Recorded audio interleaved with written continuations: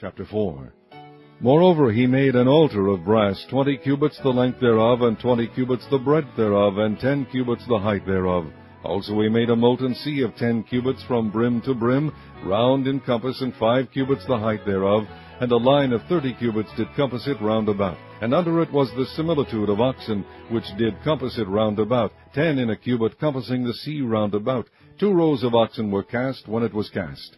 It stood upon 12 oxen, 3 looking toward the north, and 3 looking toward the west, and 3 looking toward the south, and 3 looking toward the east.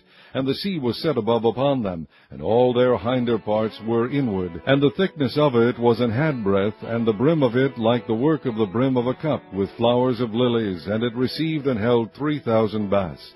He made also 10 lavers, and put 5 on the right hand, and 5 on the left, to wash in them such things as they offered for the burnt offering, they washed in them. But the sea was for the priests to wash in. And he made 10 candlesticks of gold according to their form, and set them in the temple, 5 on the right hand, and 5 on the left. He made also 10 tables, and placed them in the temple, 5 on the right side, and 5 on the left. And he made 100 basins of gold. Furthermore he made the court of the priests, and the great court, and doors for the court, and overlaid the doors of them with brass.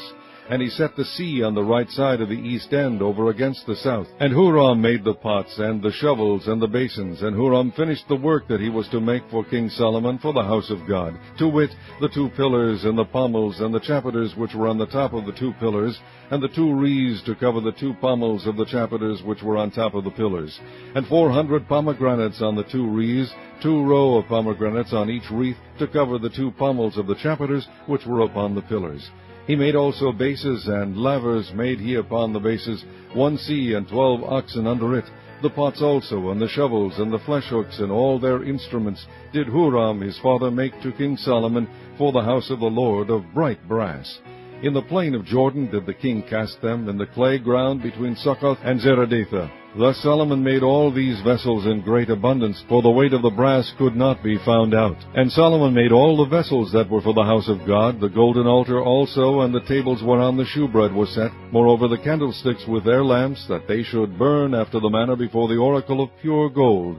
And the flour, and the lamps, and the tongs made he of gold, and that perfect gold, and the snuffers, and the basins, and the spoons, and the censers of pure gold, and the entry of the house, the inner doors thereof, for the most holy place, and the doors of the house of the temple were of gold.